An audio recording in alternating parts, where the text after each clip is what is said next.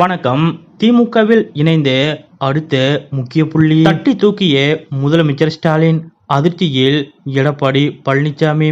அப்படி தற்போது திமுகவில் இணைந்துள்ள அந்த முக்கிய புள்ளி யார் என்பது பற்றிய முழு விவரத்தோட இப்ப நம்ம பார்க்கலாம். தமிழ்நாட்டில் விரைவில் சட்டமன்ற தேர்தல் வரவுள்ள நிலையில் அனைத்து கட்சிகளும் தற்போது தீவிர தேர்தல் பணிகளில் களமிறங்கிவிட்டனர். முக்கியமாக ஒருபுறம் தேர்தல் பிரச்சாரத்தில் அனைத்து கட்சி தலைவர்களும் ஈடுபட்டு வந்தாலும் மற்றொரு புறம் கூட்டணி வியூகங்களையும் வகுத்து வருகின்றனர். அந்த வகையில் ஏற்கனவே தமிழ்நாட்டில் திமுக கூட்டணி மிகவும் வலிமையான கூட்டணியாக கருதப்படுகிறது. இதனால் எப்படியாவது இந்த முறை திமுக கூட்டணியை உடைத்து அதிலிருந்து சில கட்சிகளை தங்கள் கூட்டணிக்கு இழுக்க வேண்டும் என்று அதிமுக பாஜக கூட்டணியும் விஜயின் தமிழக வெற்றிக் கழகம் கட்சியும் கணக்கு போட்டு வருகின்றனர். ஆனால் அதற்கு எதிர்மாறாக தற்போது வரை திமுக கூட்டணியில் ஒரு கட்சி கூட வெளியேறவில்லை. மேலும் அதிமுக பாஜக கூட்டணியில் இருந்த சில கட்சிகளே தற்போது திமுக கூட்டணிக்கு தங்களது ஆதரவை தெரிவித்து வருகின்றனர். இதனால் மேலும் திமுக கூட்டணி மிகவும் வலிமையான கூட்டணியாக மாறியுள்ளது. இதற்கிடையே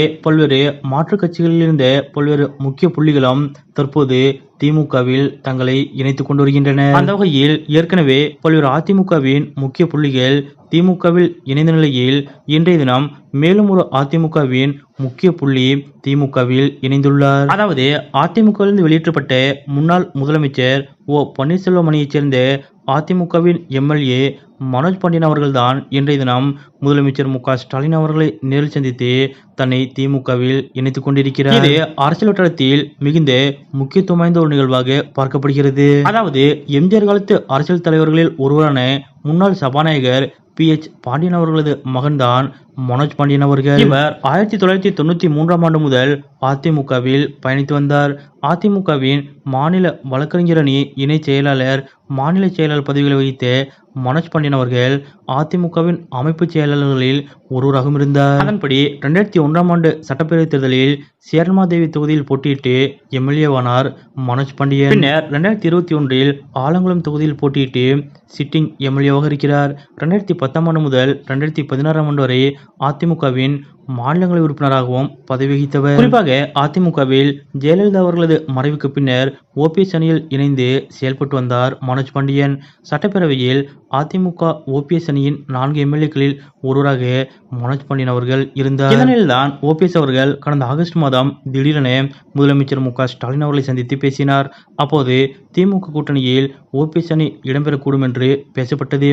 அதேபோல் மனோஜ் பாண்டியன் அவர்களும் திமுகவில் இணையக்கூடும் என்றும் கூறப்பட்டது. இப்படிப்பட்ட நிலையில்தான் தற்போது மனோஜ் பாண்டியன் இன்றைய தினம் முதலமைச்சர் மு க ஸ்டாலின் அவர்களை நேரில் சந்தித்து திமுகவில் இணைந்துள்ளார். இந்த ஒரு நிகழ்வு அரசியல் வட்டாரத்தில் அனைவரது கவனத்தையும் ஈர்த்துள்ளது. இதற்கிடையே திமுகவில் இணைந்த பின்னர் செய்தியாளர்களிடம் பேசிய மனோஜ் பாண்டியன் அவர்கள் முதலமைச்சர் மு க ஸ்டாலின் அவர்கள் திராவிட கொள்கைகளையும் தமிழக உரிமைகளையும் பாதுகாக்கும் தலைவராக செயல்பட்டு வருகிறார் என்றும் அவரது தலைமை என்னை ஈர்த்ததால் நான் திமுகவில் இணைந்தேன் என்றும் தெரிவித்தார்.